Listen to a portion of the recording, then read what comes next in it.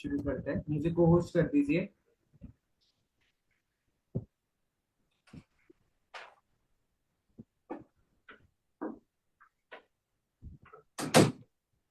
हाँ जी sir, done. Okay, सो हम लोग का मेन मोटो जो है आज एक्स्ट्रा क्लास रखने का, अब हम ट्राई करेंगे कि एवरी वीक हम एक एक एक्स्ट्रा क्लास रखें। तो जो हमारा एग्जाम रिलेटेड आपकी क्वेरीज है और जो रिवीजन काफी टाइम से नहीं हो पाया है वो हम लोग कर पाएंगे, ठीक है। तो सबसे पहला हमारा विशेषण विशेष्य टॉपिक पर आने वाला है। स्क्रीन शेयर कर रहा हूँ।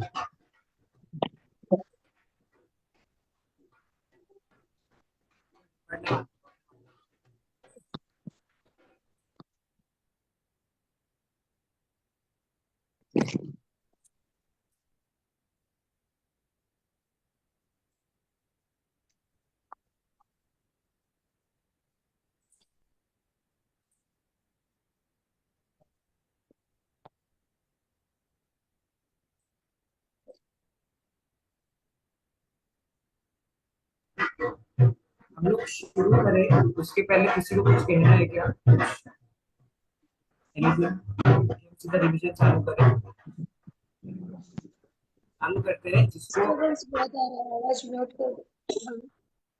और जिसको भी कुछ भी ऐसे डाउट हो तो वो क्या करे, आप लोग हैंड रेस करना, फिर मैं आपके डाउट्स को लूंगा, है ना। बीच में ऐसे सीधे बोलोगे थोड़ा डिस्टर्बेंस हो जाता है। बाकी तो आप सब समस्या हुई। सर वॉइस बहुत कम आ रहा है। एक सेकेंड। सर जय जिनेंद्र।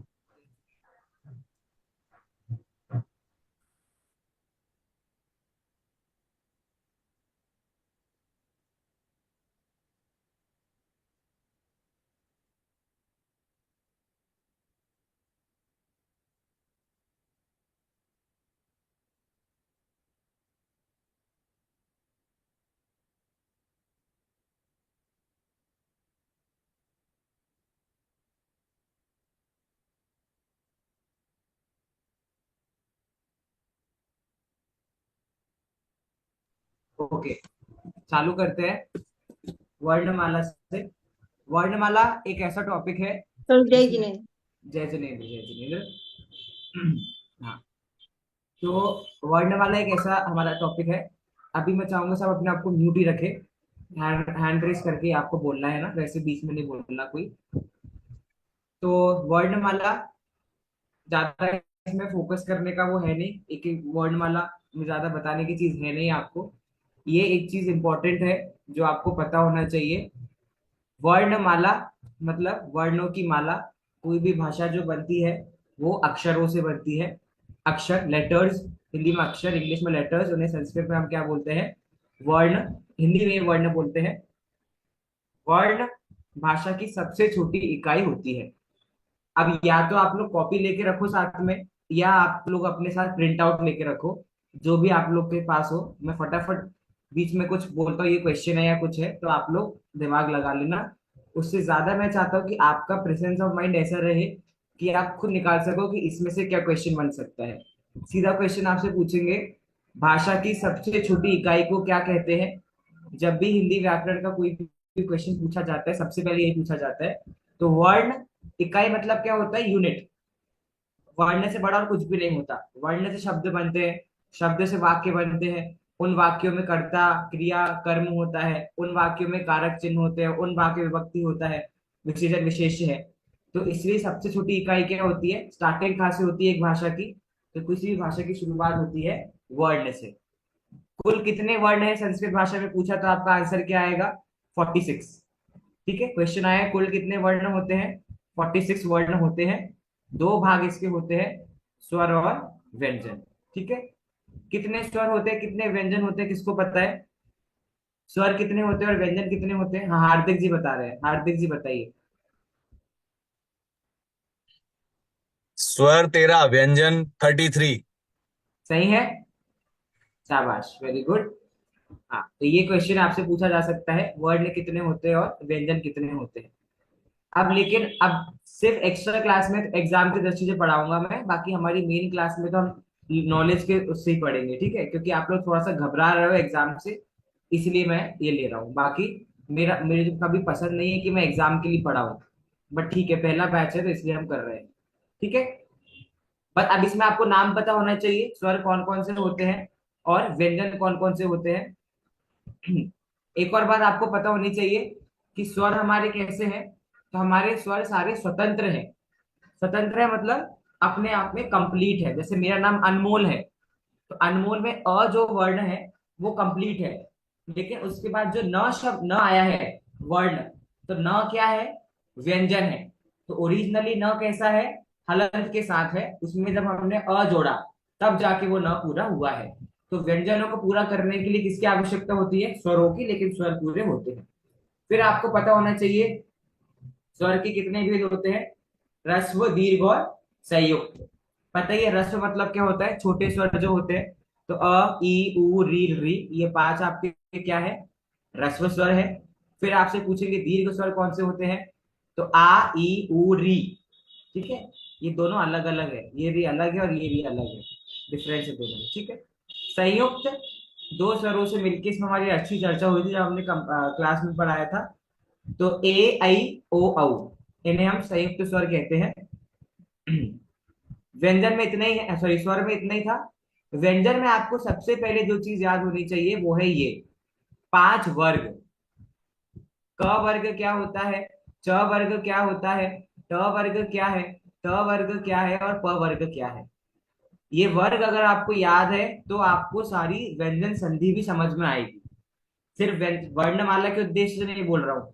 अगर आपको क वर्ग में कौन कौन से पांच वर्ण आते हैं, च वर्ग में कौन कौन से पांच वर्ण आते हैं, ट वर्ग में कौन कौन से पांच वर्ण आते हैं, त वर्ग में कौन कौन से वर्ण आते हैं और प वर्ग में कौन कौन से वर्ण आते हैं, अगर आपको ये नहीं पता है तो आप संधियां भी नहीं कर पाओगे, व्यंजन संधि।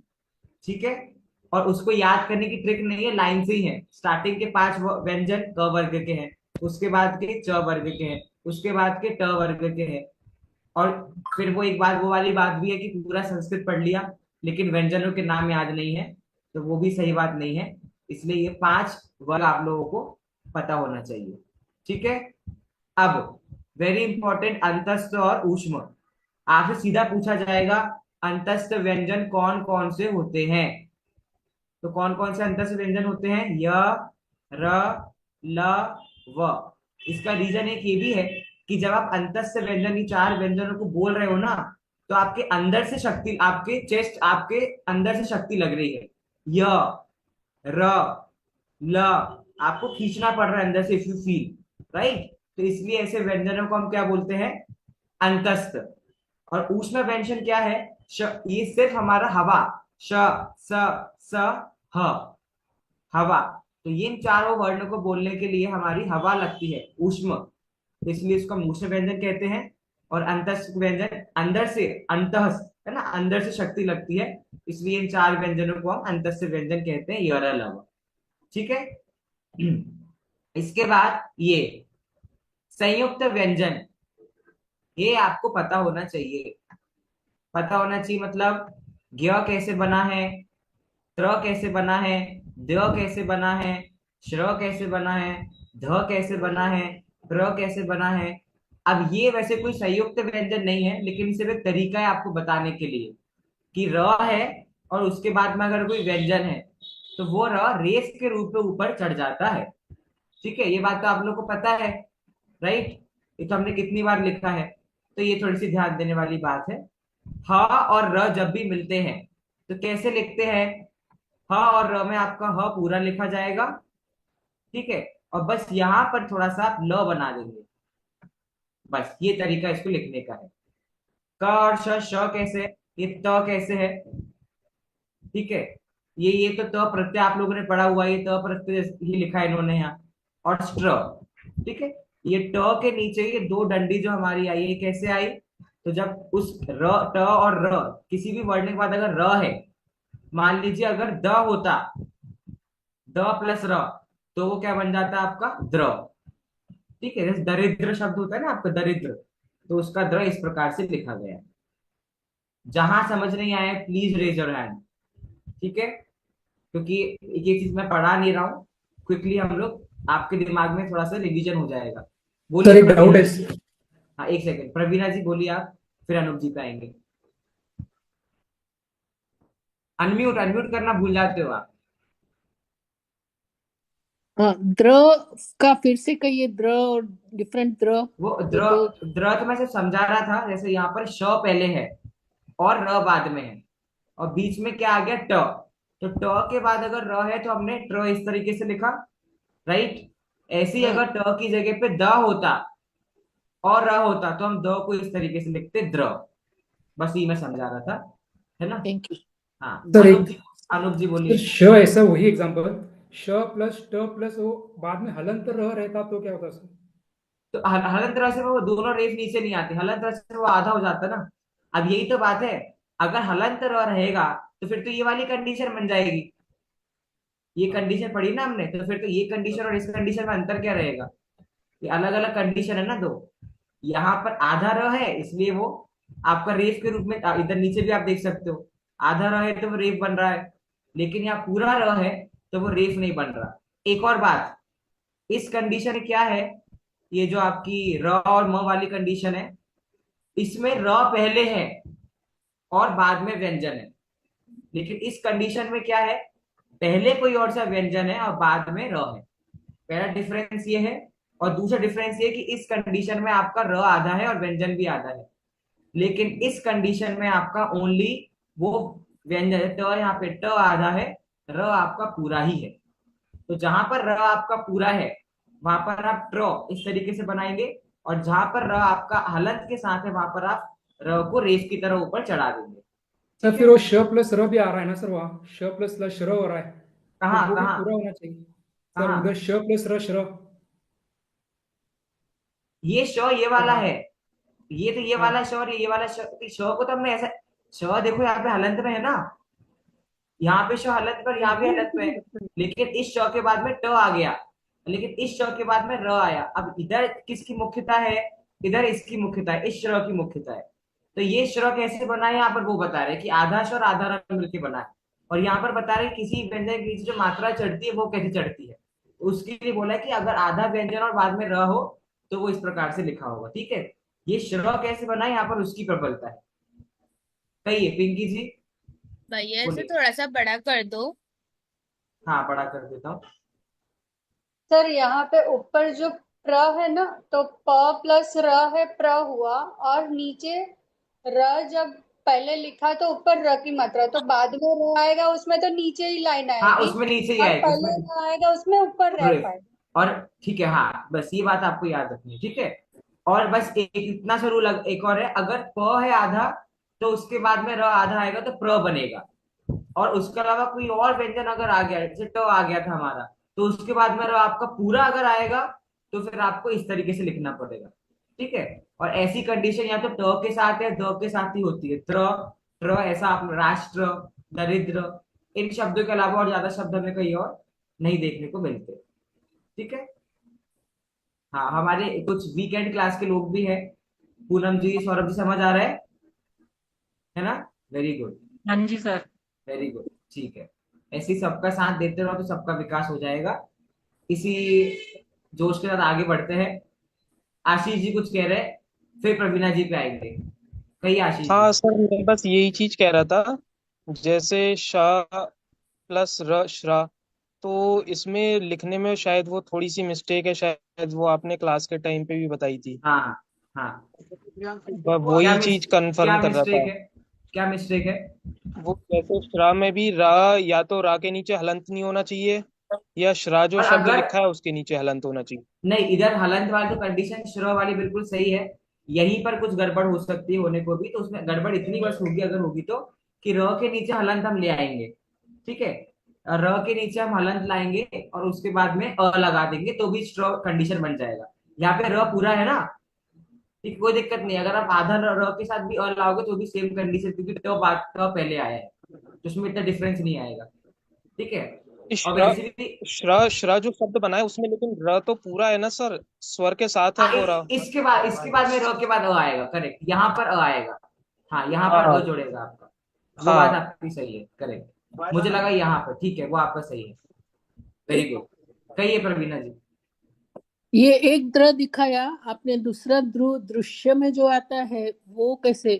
वो संयुक्त व्यंजन नहीं है, उसमें तो आपकी री की मात्रा चढ़ती है ना, उसमें तो मात्रा अच्छा, लगती है, वर्णमाला। हाँ, वो संयुक्त व्यंजन नहीं है। बोलिए कोमल जी। कहिए। भैया जी आपने यहाँ पे अ लगाया, फिर तो सब जगह पे लगेगा ना, तो हाँ, सभी जगह, हलन सभी पर। जगह, सभी जगह, सभी जगह, सभी जगह। अब आपको अगर शब्द ऐसे लिखने आया ना, त्रिलोक शब्द लिखने आया, तो त प्लस र प्लस ई लिखोगे, या आप वहां लिखोगे ना, ई का व्यंजन स्वर के रूप में, वैसे ही अ लिखना पड़ेगा। कहिए संध्या जी। Unmute, unmute. जो कहिए, स, कहिए। हाँ, स वाला हलंत वाला प्लस ट हलंत वाला प्लस र, तो उसमें जो महाराष्ट्र का स्ट्र, तो इसको पढ़ेंगे कैसे? स्ट्र, स्ट्र, स्ट्र, स्ट्र। राष्ट्र। स्ट्र। राष्ट्र शब्द है ना, तो रा हाँ, हटा दो, स्ट्र, स्ट्र। स्ट्र। वो हो जैसे गया। ये संयुक्त का बनेगा तो क हलंत वाला प्लस त, तो ये जो संयुक्त का तो जो इसको त पढ़ना है, ये तो मैंने बताया ना आपको, प्रत्यय करते त, वक्त त उसे तो त ही पढ़ेंगे, त ही पढ़ेंगे। अच्छा, क मतलब साइलेंट है। हाँ, साइलेंट मतलब उसका उच्चारण नहीं किया जा सकता। हाँ, ठीक है। ठीक है, चलिए आगे बढ़ते हैं। मैं डाउट्स का कह रहा हूँ, लेकिन इसका मतलब ये भी कि आप डाउट में सारा टाइम निकाल लो, बट ठीक है, गुड, अभी नहीं रोकूंगा, पूछ लो जिसको जितना पूछना है, नो प्रॉब्लम। अब आपको ये मेन चीज आनी चाहिए। आपको कोई शब्द दिया, कृषक और शब्द आपको दिया मान लो, तो इसको तोड़, अब आपका डाउट यहाँ पर आ गया संध्या जी। ठीक है, क है, उसके बाद में री जोड़ा हुआ है, तो इस तरीके से आपको उष्ट्र शब्द लिखा है यहाँ पर, है ना। जैसे उष्ट्र इन्होंने लिखा, तो ट प्लस र प्लस यहाँ पर इन्होंने पूरा अ लिखा है ना। वैसे पत्र में तो त प्लस र प्लस अ लिखा है, तो त्र के बाद उन्होंने अ का यूज वहां पर किया है।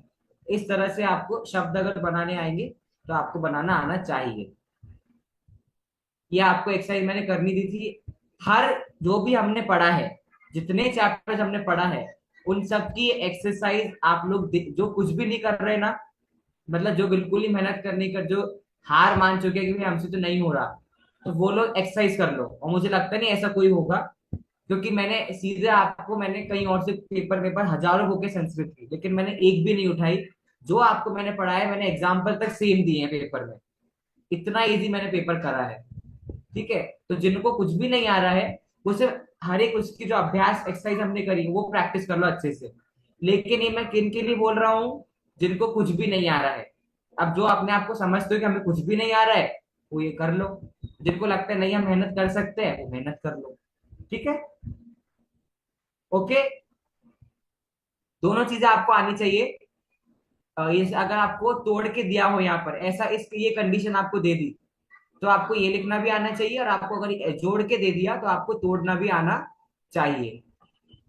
ऑन दिस नोट वर्णमाला हमारा रिवीजन हो गया। ठीक है, वर्णमाला कंप्लीट। किसी को कुछ डाउट में कोई नहीं है ना? एक और बात, जब आपका वो होगा ओरल टेस्ट, तो 5 मिनट है। अब मैंने बोला इस शब्द का वर्ण विच्छेद कीजिए, आपको पूछा है सर विच्छेद मतलब क्या होता है, संयोग मतलब क्या होता है, तो उसमें टाइम आपका जा रहा है। अगर 5 मिनट होगा और आप एक क्वेश्चन का आंसर कर पाए, तो फिर वो आपका प्रॉब्लम। ठीक है, तो ये टेक्निकल टर्म्स तो ये एक्सपेक्ट कि आप लोग को आते हो। वर्ण विच्छेद क्या होता है, वर्ण संयोजन क्या होता है, तो ये सब तो आपको आना चाहिए। ओके, चलिए आगे बढ़ते हैं। वर्णमाला के बाद किस पे आ जाए? उपसर्ग। उपसर्ग और अव्यय वगैरह ले लेता हूँ, छोटे मोटे टॉपिक जो हैं।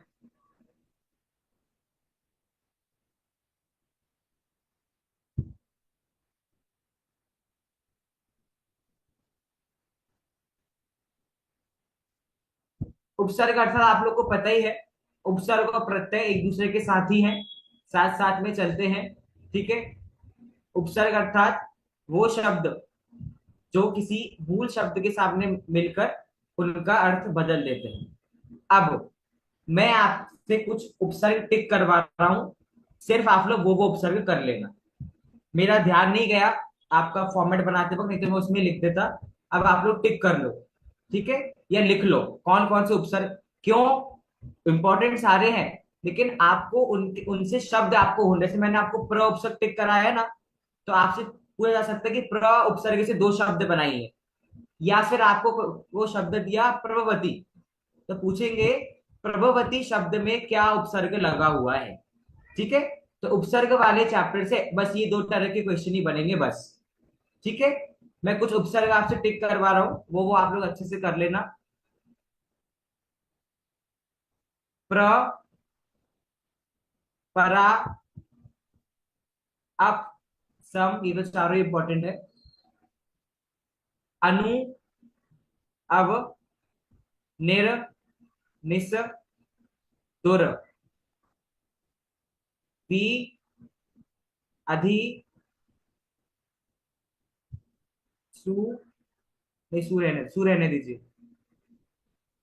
अभी, प्रति, परि, उप, बस इतने।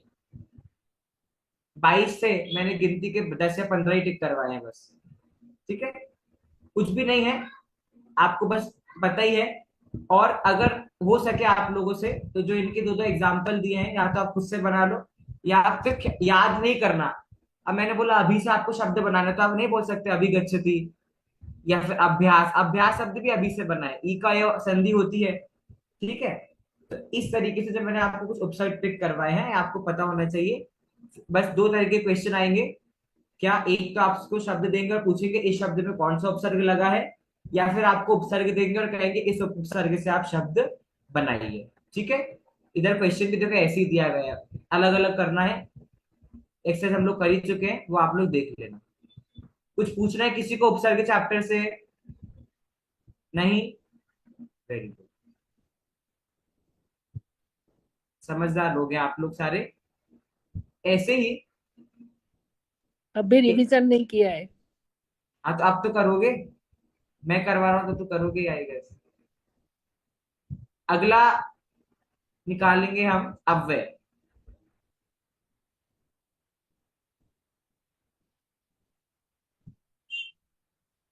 सेम चीज अव्यय के साथ, बस अव्ययों में एक चीज आपकी ये बढ़ जाएगी कि अव्यय में आपको अर्थ पता होना चाहिए।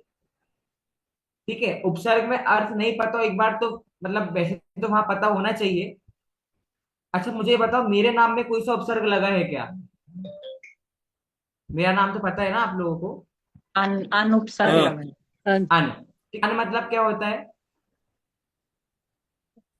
ज्यादा या तो ज्यादा। नहीं है, नहीं, ज्यादा नहीं, नहीं नहीं अर्थ होता है अन का भी। नहीं है, ठीक है, जिसका नहीं कोई है। मोल नहीं है, मतलब ये फालतू वाली चीज नहीं है, जो मतलब बहुत प्रीशियस चीज है वैसा। मुझे दोस्त, बहुमूल्य।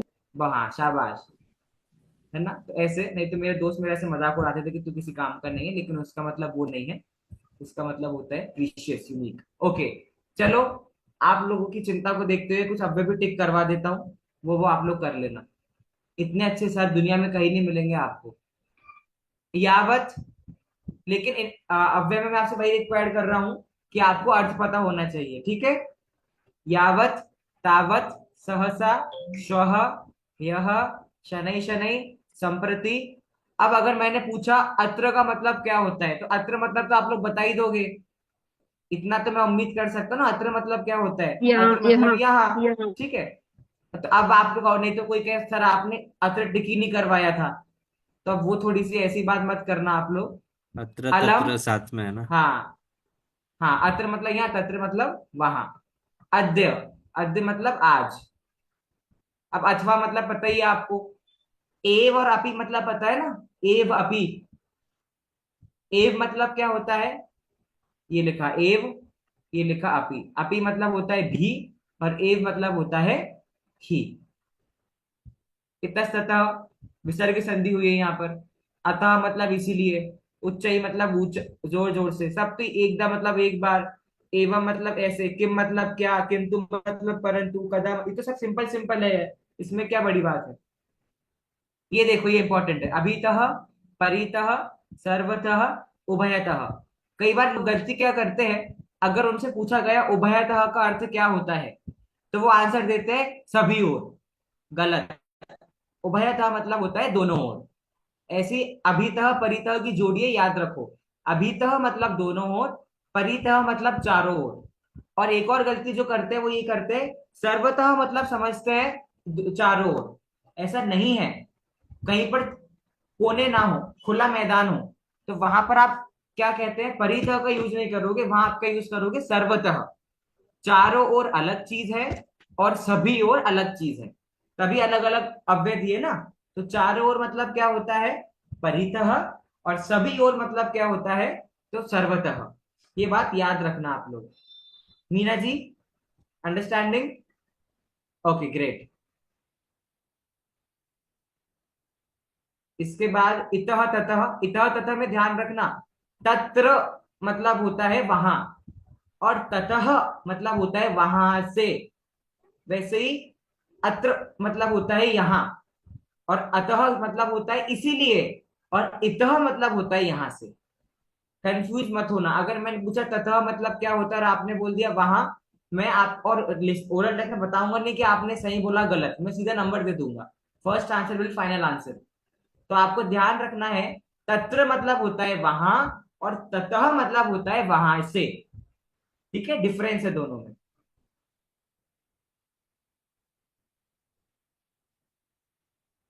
तू मतलब तो, अपराध मतलब पता ही, नूनम मतलब निश्चय ही। ये श्वः यह आपको पता होना चाहिए। श्वः मतलब क्या होता है, यह मतलब क्या होता है। श्वः मतलब होता है कि जो कल आने वाला है। फॉर एग्जाम्पल, आज अगर फ्राइडे है तो सैटरडे विल बी श्वः, एंड थर्सडे विल बी यह। आने वाला कल श्वः होता है, यह मतलब बीता हुआ कल। कंफ्यूज मत होना। पुरा मतलब इंपॉर्टेंट है, पुराने समय में। सहसा वेरी इंपॉर्टेंट, अचानक। स्म, ये स्म कई बार आप पढ़ोगे ना पैराग्राफ संस्कृत में, तो वहां पर बहुत प्रयोग होता है था के रूप में। रामः कक्षायाम स्म, राम कक्षा में था। ठीक है, ऐसे। तो ये क्रिया के रूप में भी काम कर सकता है, आपको पता होना चाहिए। तथा मतलब वैसे। परस्परम, वही इंपॉर्टेंट है, वही मतलब होता है बाहर। यद्यपि, यतः जहां से, और यदा मतलब जब। यदा मतलब जहां नहीं होता, यदा मतलब जब, और यतः मतलब जहां से। शनै ही इंपॉर्टेंट है, धीरे। विना इंपॉर्टेंट है। सर्वदा, सर्वदा, ये इंपॉर्टेंट है। खलु इंपॉर्टेंट है, निश्चय ही, नूनम की तरह खलु। धिक इंपॉर्टेंट है, धिक्कार है। हामाधिक पढ़ा है ना आपने, हामाधिक। नमः, नमस्कार करना, बस। ठीक है। इधर आपको ऐसे ही क्वेश्चन आएंगे अभी, मतलब जितना मैंने आपका अभी से ओरल टेस्ट ही बनाया है आपका, रिटन टेस्ट तो नहीं बनाया। तो जितने मैंने क्वेश्चन पूछे उसमें आपसे सिर्फ अर्थ पूछे कि यद्यपि मतलब क्या है, यतः मतलब कहाँ है, या फिर मैं उल्टा पूछ सकता हूँ, जब इस अर्थ में कौन से अव्यय का प्रयोग होता है, तो क्या आंसर दोगे आप, यदा। ठीक है, बस। और कुछ नहीं अव्यय में पूछना है किसी को कुछ। हार्दिक जी, आज तो मिलेच्छु की तरह नहीं सुन रहे आप, आज तो समझ आ रहा है। हाँ, वेरी गुड। बोलिए आशीष जी। भैया मेरे को ये पूछना था, जैसे इसमें एक अलम आया था हम्म। अव्यय, हम्म। जिसमें लिखा था तृतीय विभक्ति के योग में होगा हाँ, ये मैं आपको निषेधात्मक रूप से। बताऊंगा। हाँ, ये अपनी नेक्स्ट क्लास लगेगी ना ट्यूसडे को, वो उपविभक्ति का टॉपिक है, उसमें आ जाएगा ये। अच्छा ध्यान है आपका, इसका क्या मतलब है, क्या अर्थ है, वो आपको बताऊंगा ना। तृतीय विभक्ति वाला तो मेरे को पता चल गया, बस चतुर्थी हाँ, विभक्ति वाला पूछना था मेरे को। नहीं, ये नियम है। ये कि भाई जब भी अलम का अगर आप अर्थ, जो वाक्य है ना, अगर उस वाक्य में पर्याप्त अर्थ में या समर्थ अर्थ में अलम का प्रयोग हुआ है, और उसमें ऐसा है कि अलम के बाद में जो शब्द है ना वो डिसाइड करेगा। उस अलम, शब्द में चतुर्थी विभक्ति होगी। Yes, correct. तो अलम के बाद अगर तृतीय विभक्ति है, तो मतलब आपको अलम का अर्थ क्या लेना है कि यहाँ निषेध, पर निषेध अर्थ में आ निषेध रहा अर्थ। है ना। और अगर अलम के बाद में चतुर्थी विभक्ति वाले शब्द का प्रयोग है, तो फिर तो पर्याप्त या समर्थ अर्थ में उसका प्रयोग होगा। ठीक है, बाकी ठीक है। और क्लैरिफिकेशन हमारा नेक्स्ट टॉपिक जो उपविभक्ति, वो बता देंगे, दोनों बैचेस में बता देंगे। संध्या जी बोलिए।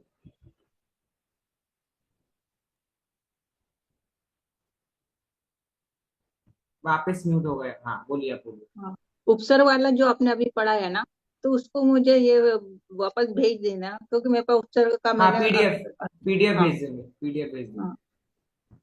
और ठीक ये है। वाला क्लास का रिवीजन का नहीं मतलब होएगा। भेजी हुई है इस सर ने ग्रुप पे अभी। नेक्स्ट।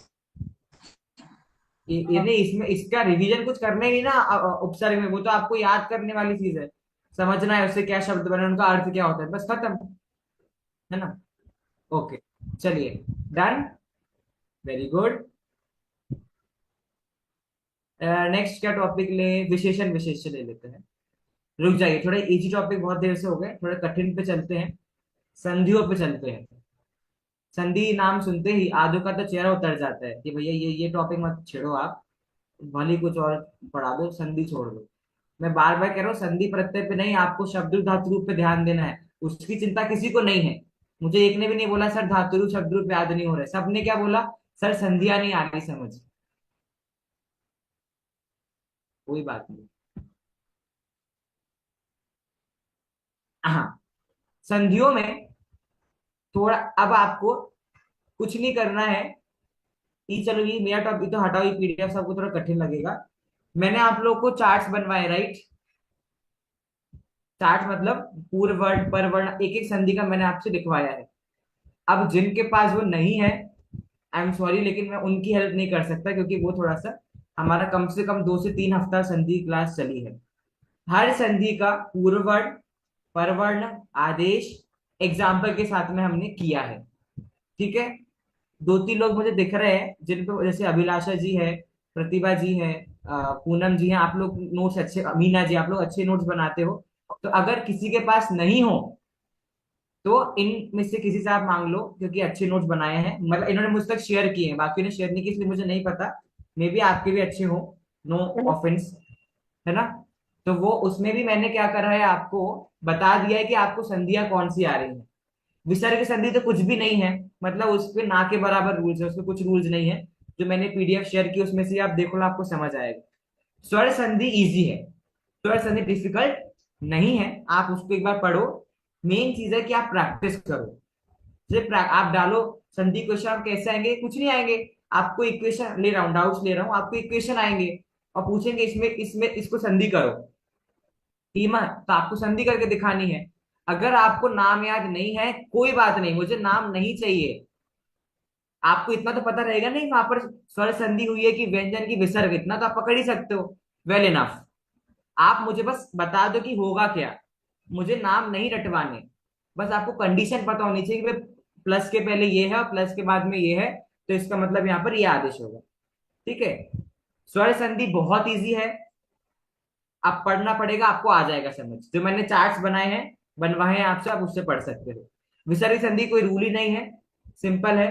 व्यंजन संधि सिर्फ 6 व्यंजन संधि मैंने दी है आपको, मैंने वो नाम लिख के भेजे हैं आपको सिलेबस में, सिर्फ वही 6 व्यंजन संधि को आप लोग वो देख लो नोट्स, जो मैंने आपको पूर्वर्ण परवर्ण करके लिखवाए थे, ठीक है।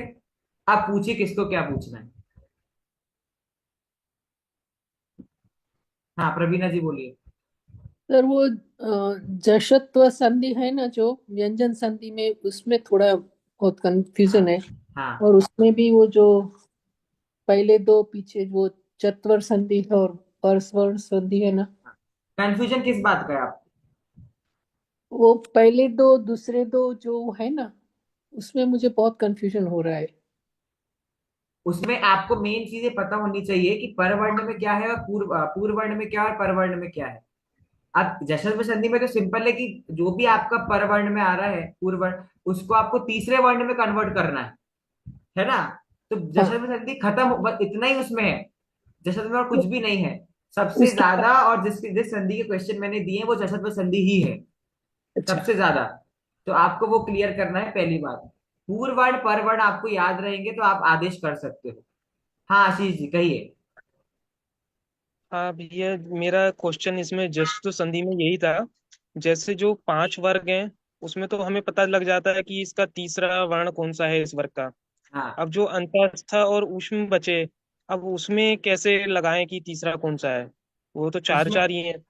लेकिन उसमें आपको बताया ना उसमें क्या लगेगा, किसको पता है इसका आंसर, किसकी पढ़ाई चालू हो गई।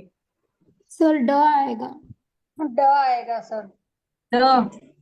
चलो ठीक है, अब मैं बता देता हूँ, इतनी अच्छा है, गलत नहीं, आंसर नहीं कह रहा हूँ मैं। जैसे यहाँ पर देखिए आप आशीष जी, लास्ट एग्जाम्पल क्या है, चित प्लस रूपम। ठीक है, तो आ गया प्लस के पहले, और प्लस के बाद रूपम, ये आपका यर अलावा आ गया ना यहाँ पर। और आप जो कह रहे हैं आशीष जी, उसमें प्लस के पहले तो सारे ही आपके व्यंजन ही आएंगे, पूर्ण वर्ड में तो आपके सारे व्यंजन ही आ रहे हैं ना, तो उन सभी मान लो व्यंजनों का तो इनमें से कोई अंतस्थ या उष्म में से कोई आखिरी आ गया पूर्व वर्ण।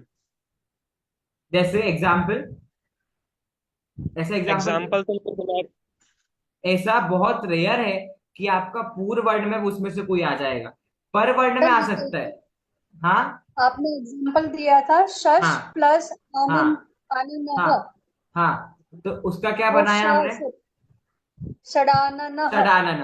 तो वहां पर आपको ड आदेश कर देना है, ड, डमरू वाला जो ड होता है, वहां पर जो शश था ना, तो जो श आपका प्लस के पहले था। ठीक है, एक सेकंड में तो रिएक्शन देख लो लोगों के कि उनको संधि समझ में आता है कि नहीं। हाँ, इसलिए मैंने शेयरिंग हटा दी। संधि में आपको पता है क्या होता है, दो चीजें, दो अलग अलग शब्द है, उनको हम जोड़ते हैं, अलग अलग करते हैं। जशत्व संधि में क्या है कि जो भी आपका प्लस के पहले जो भी व्यंजन खत्म हो रहा है, उस व्यंजन का, उस वर्ग का तीसरा वर्ण आपको लाना है।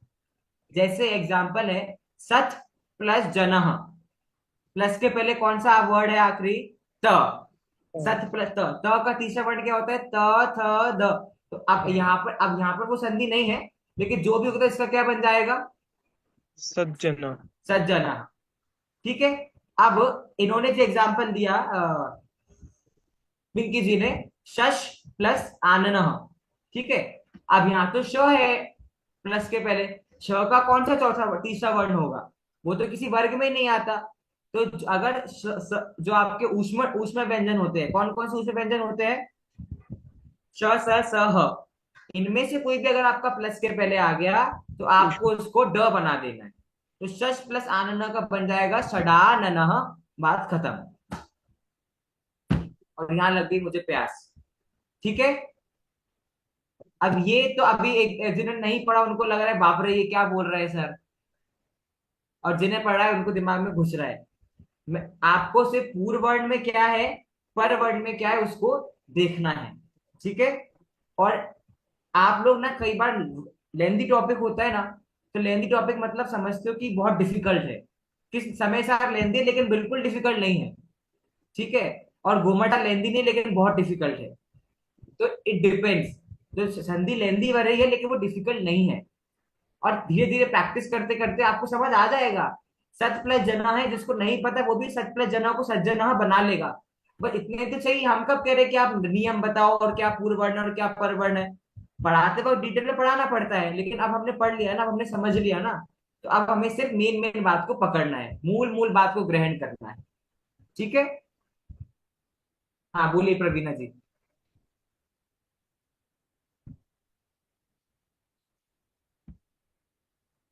हाँ कीजिए unmute।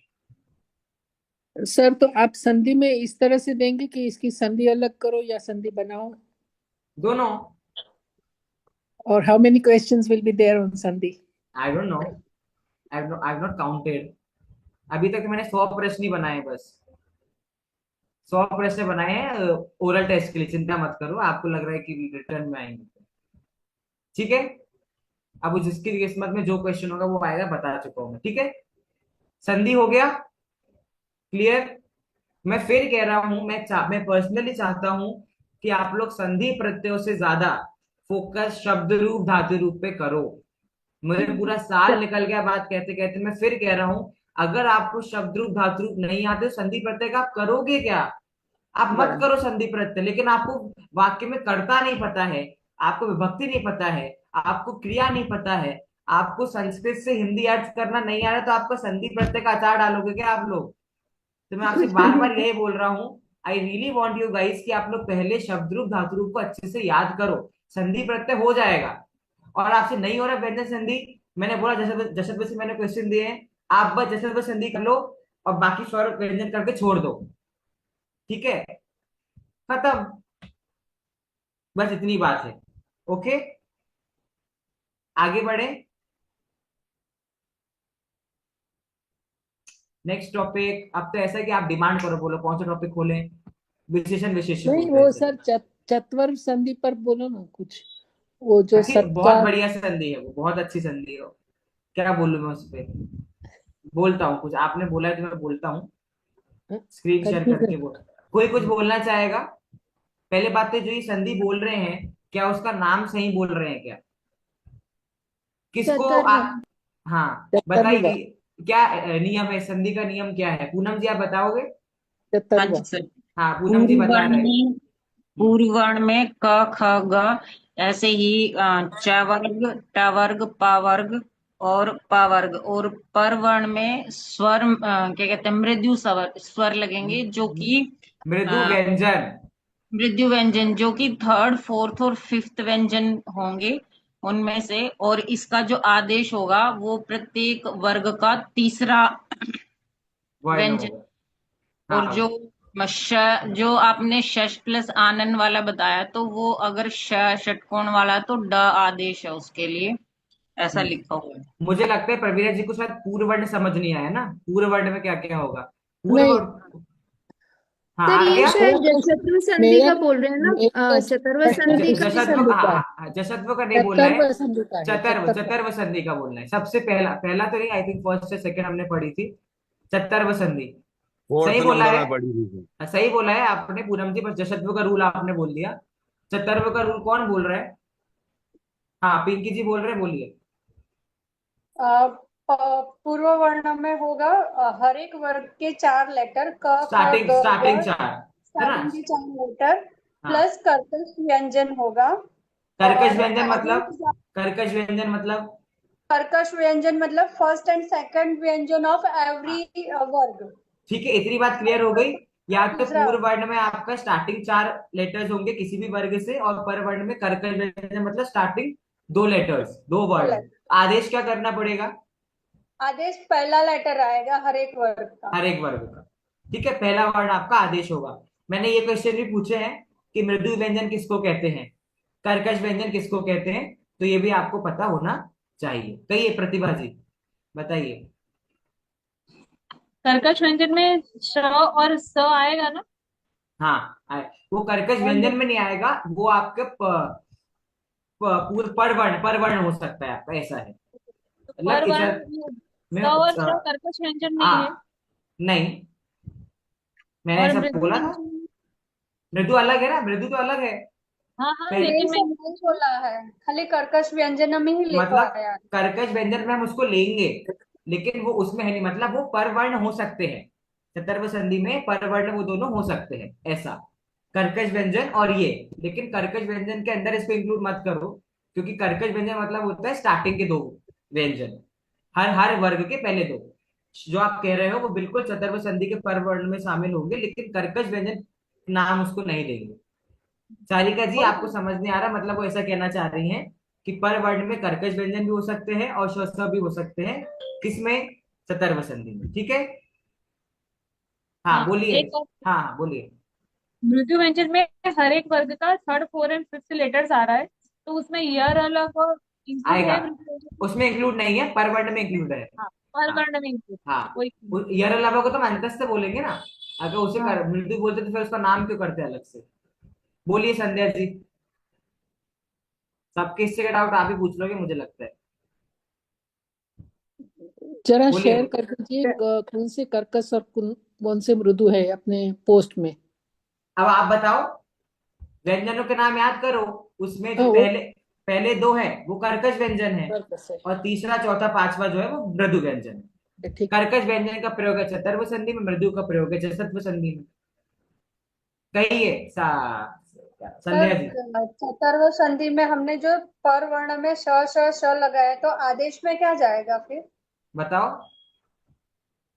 क्या जाएगा? नहीं लिखा है मैंने। बाकियों का क्या लिखा है? जो उसमें सेम ड वाली कंडीशन लाओ ना, हम सेम पहला वही वर्ग। आदेश करेंगे जैसा जशत्व पहला में हमने, सही है। क्योंकि क्योंकि उसमें हम कुछ और नहीं ला सकते ना, उसका थोड़ी ना कोई वर्ग होता है, इसीलिए। फर्स्ट कहिए। वर्ड। हाँ, फर्स्ट वर्ण। कहिए पहला संध्या जी, वर्ण है किसमें? वो पर पहला, जो सर जशत्व में तो पूर्व वर्ण था तो अपन ने ड लिया था, इसमें तो पर वर्ण में लिखा है तो तो फिर फिर आपको परवर्ण में तो क कुछ के करना साथ ही, पहला वाला ही आएगा हाँ ना। पहला वाला आएगा ना, उसमें आपको कुछ हाँ। करना ही नहीं, क्योंकि हम लोग चेंज तो किसके अकॉर्डिंग कर रहे हैं, पूर्व वर्ण के अकॉर्डिंग, है ना। तो इसमें पूर्व वर्ण में आते ही नहीं, तो प्रवीणा जी सही है, पहला वाला ही आदेश होगा। ठीक है पिंकी जी, फर्स्ट, जिस जो भी पूर्व वर्ण है उस संधि में, वो पूर्व वर्ण में जो भी अंत में वर्ण दिया हुआ है उसका जो पहला वर्ण होता है वो हम वहां पे आदेश करेंगे। सही है संध्या जी। सर मेरे को ये जो जिन्होंने नोट्स तो बनाए तो मुझे इस पे फॉरवर्ड कर दे, क्योंकि मेरे पास जो कंफ्यूजन है ये इसका परवर्ण पूर्ण और नाम संधियों का कुछ गलत गलत लिखा है, तो वो कंफ्यूजन को मिटाने के लिए मुझे ना ये उनके नोट्स जरा कर देख लीजिए। दीजिएगा, कोई भी जिनको पूरा कॉन्फिडेंस है, do share. Okay Saurabh ji समझ आ रहा है? हाँ सर, थोड़ा सा। पक्का? नहीं, इतना नहीं सर। हाँ कोई बात नहीं, कोई बात नहीं। बट मुझे मेरे को पता है आप लोग जो 10 नंबर में दे रहा हूँ ना, वो मैं मेरी तरफ से इसलिए दे रहा हूँ कि मुझे पता है क्वेश्चन में किसी को नहीं आ रहा अगर, लेकिन तो भी डेस्परेट होके वो क्लास में आ रहा है ना, मेरे लिए वो भी सेम लेवल पे जिसको सब कुछ आ रहा है उसके वो पहले। बोलते हैं ना, मैं सर श्रद्धान बहुत है कि हाँ नहीं हाँ पढ़। हाँ, वेरी गुड वेरी गुड, शाबाश। श्रद्धांत तो आप सब में बहुत है, आपके ज्ञान और चारित्र कितना हुआ है वो एग्जाम बता देगा। चलिए आगे बढ़ते हैं। विशेषण विशेष में क्या तीन चीजें आपके साथ में होती है, सेम होती है? लिंग, वचन विभक्ति। विभक्ति, लिंग और और वचन। वचन। विभक्ति, लिंग और वचन। तो आपको सेंटेंस देंगे और आपसे पूछेंगे कि भैया इस वाक्य में क्या विशेषण है और क्या विशेष्य है। ठीक है, विशेषण किसकी विशेषता बताता है? विशेष्य की। कर्ता वाह, की। संज्ञा या सर्वनाम की। हाँ शाबाश, किसने बोला ये? मैं देख नहीं पिंकी। पाया। हाँ वेरी गुड, सारी पढ़ाई करके आया मुझे ऐसा लग रहा है ना। संज्ञा या सर्वनाम वर्ड आना चाहिए। पढ़ाई संज्ञा या नहीं की है, हम, हाँ अरे पढ़ाई नहीं मतलब की है, याद पर है। एक्चुअली मैं ट्यूशन पढ़ाती हूँ ना, तो मुझे हाँ वो ग्रामर याद है। हाँ वेरी गुड। तो आप संस्कृत के टीचर हो, आप यहाँ आके बैठोगे? नहीं, हिंदी के? संस्कृत नहीं आता, बाकी सारी लैंग्वेज आती है, ओके, गुजराती, हिंदी, मराठी, वो सब आती है। Very good very good. तो किसी को कुछ और ट्यूशन लेनी है तो वो उनसे ले सकते हैं, संस्कृत के लिए आपको घूम फिर के मेरे पास ही आना पड़ेगा। ठीक है, कोई बात नहीं। विशेषण विशेष क्लियर हो गया, ये पता होना चाहिए। विशेषण मतलब ये नहीं कि किसी का भी विशेषण, संज्ञा या सर्वनाम की विशेषता ही बताएगा आपका विशेषण। बाकी सिंपल है। इतने सिंपल जो टॉपिक को मुझे समझ नहीं आ रहा, आप लोग घबरा किस चीज से रहे हो? जनरली मेरे को समझ नहीं आ रहा। अब आते हैं थोड़ा सा टिपिकल थिंग जो है, मेरे फेवरेट। मेरे फेवरेट मतलब कौन से टॉपिक्स? शब्द रूप मतलब और धातु और धन रूप, धातु धातु रूप। रूप। ठीक है, अब देखो, शब्द रूप धातु रूप मैंने आपके मतलब इतने सारे पढ़ाकर इतने से कर दिए हैं। मैंने आपको बता दिए कौन कौन से करने हैं, किसको नहीं पता? पता है ना सारे शब्द रूप धातु रूप। अब शब्द रूप धातु रूप बिल्कुल ऐसे याद लाने चाहिए, मैं बाकी सब में आपको छूट दे दूंगा। ठीक है कि चलो नहीं आ रहा संधि तो कोई बात नहीं, प्रत्यय नहीं तो कोई बात नहीं। शब्द रूप धातु रूप अगर आपने गलत बोले, मैं नेक्स्ट क्वेश्चन नहीं पूछूंगा, सीधा खत्म। शब्द रूप धातु रूप मुझे अच्छे से याद चाहिए, मतलब चाहिए। और कैसे चाहिए? मैं बोलूंगा बालिका का सप्तमी बोलिए, बालिका सप्तमी द्विवचन, बालिका षष्ठी एक वचन, राम सप्तमी बहुवचन, ऐसे याद होने चाहिए। राम शब्द रूप मतलब बालक शब्द। अब आप मैंने लिखा था बालक शब्द रूप याद करना है और मैंने पूछ लिया राम शब्द रूप, तो ये मत बोला सर आपने बोला ही नहीं था राम शब्द रूप। बालक और राम शब्द रूप एक से चलेंगे। मैंने बोला फल शब्द रूप और मैंने आपसे पूछा मित्र शब्द रूप, तो आप बोलोगे सर मित्र आपने बोला ही नहीं। ऐसा नहीं होता है, वो सेम चलेंगे, बस रूप शब्द अलग अलग हो जाएंगे। ठीक है, तो जो मैंने टिक करवाए हैं वो आप लोग को अच्छे से पता होना चाहिए। सेम अप्लाइज टू धातु रूप। लट लकार, लोट लकार, लंग लकार, रिट लकार, विधिलिंग लकार, लकार 10 होते हैं, लेकिन मैंने आपको 5 ही कराए हैं। उसमें भी आत्मनेपद और परस्मैपद के होते हैं, लेकिन मैंने आपको सिर्फ परस्मैपद का दिया है क्योंकि यूजेज मैक्सिमम उनका ही होता है। दूसरी बात, आपको पता होना चाहिए कि अगर त्वम है तो त्वम पठती वाक्य गलत है, क्योंकि त्वम के साथ क्या आएगा, पठसी। अहम के साथ पठामी ही आएगा, पठंती या पठती नहीं आएगा। मतलब मैं क्या बोलना चाह रहा हूं, किस कर्ता के साथ में कौन सी आपकी क्रिया आएगी, इतना आप लोगों को पता होना चाहिए। ठीक है, I will not leave you अगर आपने कर्ता क्रिया गलत बताया तो। मैंने पूछा आज्ञा देने के अर्थ में कौन से लकार का प्रयोग होता है, तो क्या आंसर दोगे? लोट लकार। दीदी लोट दीदी लगा, लिंग। लोट लगा। और चाहिए अर्थ में कौन से लकार का प्रयोग होता है? विधिलिंग। विधिलिंग विधिलिंग, लकार। विधिलिंग। भूतकाल अर्थ में कौन से लकार का प्रयोग होता है?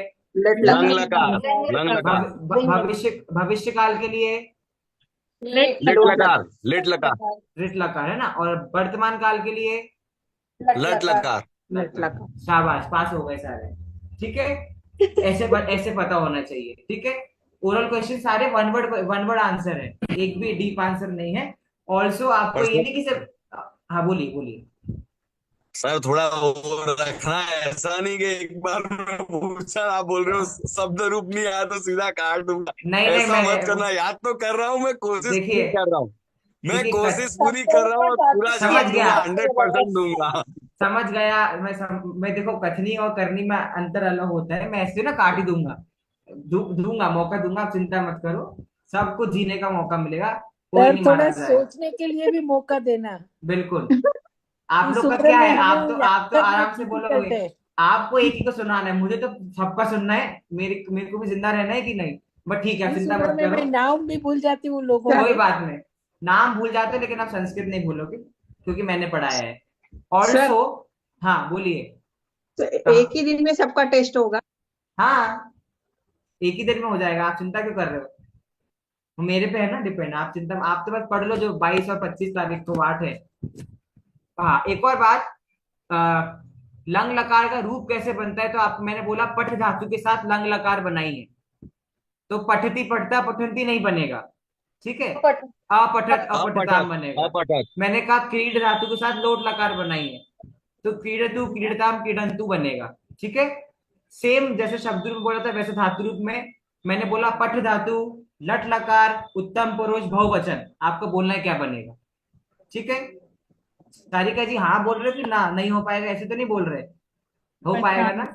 हाँ ठीक है, शब्द रूप धातु रूप ऐसे कर लेना।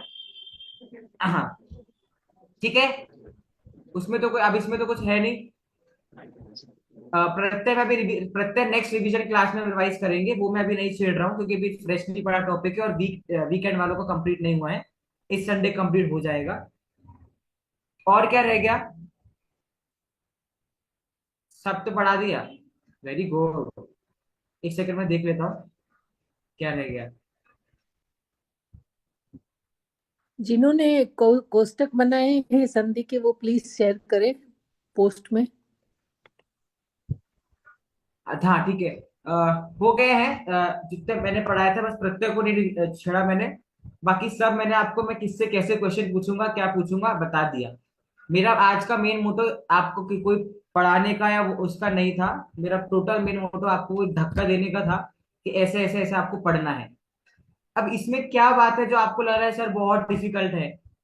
दूसरी बात, दो टॉपिक हमारे ऐसे हैं, और हाँ एक बात, गिनती जो मैंने बोला है 1 से 10, आपको याद नहीं करना है, सिर्फ आपको पता होना चाहिए कि 2 को क्या बोलते हैं, 3 को क्या बोलते हैं, 5 को क्या बोलते हैं, 7 को क्या बोलते हैं, 10 को क्या बोलते हैं, वो चीज। समास और उपपद विभक्ति, हाँ एक टॉपिक रह गया वाच्य। वाच्य, वाच्य में बाद में क्लास में, दोनों क्लास में अलग से भी लूंगा, एक एक दिन की बात है। बाकी आपको मैंने कोई सेंटेंस दिया, वो सेंटेंस देके मैं आपसे पूछूंगा यह वाक्य कौन से वाच्य का है, या फिर आपको मान लीजिए मैंने कर्तृवाच्य का कोई वाक्य दिया, तो मैं आपसे क्या पूछ सकता हूं, इस वाक्य को आपको कर्मवाच्य में कन्वर्ट करना है, या इस वाच्य को आपको भाववाच्य में कन्वर्ट करना है। अब भाववाच्य में तो नहीं दूं, क्योंकि आप कर्म कर्म को उड़ा सकते हो, कर्म की जरूरत नहीं है हमेशा वाक्य में, कर्मों को हटा देना, और क्या करना है, कर्तृवाच्य में कर्ता प्रथम व्यक्ति का है, कर्मवाच्य में या भाववाच्य में बोला तो क्या करना, उस कर्ता को आप कर देना तृतीया में, और जो कर्म आपका द्वितीया में दिया हुआ है उस कर्म को आप कर देना किसमें, प्रथमा में, और जो क्रिया आपकी होगी वो चलेगी अकॉर्डिंग टू कर्म, मतलब प्रथमा व्यक्ति में आपकी क्रिया लगेगी। कर लोगे ना कन्वर्ट? रामः भोजनम खादति। कौन से वाच्य का वाक्य है ये? रामः भोजनम खादति। कर्तृवाच्य। अब इसको कन्वर्ट करो कर्तृवाच्य। कर्मवाच्य में। कैसे कन्वर्ट करोगे? रामः भोजनम खादति। रामेण रामेण रामेण भोजनम खादति। हाँ, भोजनम नहीं, भोजनम तो नपुंसक लेंगे तो भोजनम ही रहेगा सर प्रथमा। वाच्य की भी आप मुझे ना PDF भेज दीजिए, क्योंकि वाच्य मेरी की क्लास मैंने अभी कोई PDF नहीं भेजी है। अभी ये नेक्स्ट क्लास में मैं वाच्य पढ़ाऊंगा, अभी चिंता मत करो आप, है ना। प्रॉपर अभी तो मैंने सिर्फ ऐसी प्रत्यय के पीछे बता दिया था, और अच्छे से मैं करूंगा, दोनों दोनों बैचेस में करूंगा। मेरा काम मैं पूरी शिद्दत से करूंगा। अब बारी आप लोगों की है, ठीक हम है। भी करेंगे। अब कितना हाँ, उसमें शाबाश। सक्सेस हो पाते, कितना याद होएगा। आप ऐसा सोच ही क्यों रहे हो कि मुझसे हो नहीं पाएगा या कितना हो पाएगा? सोच के तो चलो कि पूरा हो पाएगा। आप सोच के ही बैठो कि हमसे नहीं हो पाएगा, अब देखते हैं कितना हो पाएगा, तो नहीं हो पाएगा। मैं पहले बोल रहा हूँ नहीं हो पाएगा। यू हैव टू थिंक कि मैं पूरा कर लूंगा, मैं करूंगा। और आपने 2 बार 3 बार प्रयत्न कर लिए, नहीं हो रहा है, छोड़ दो। बाकी मैं बैठा हूँ ना संभालने के लिए, आप चिंता क्यों कर रहे हो? सब अपने बीच की बात है, तो उसमें डरने का क्या है। और चिंता मत करो, मैं एग्जाम वाली क्लास को लाइव नहीं लूंगा, तो किसी को अब नहीं पता चलेगा, ठीक है। सो खत्म करें, है ना। लग जाओ पढ़ाई पे सब लोग। All the best.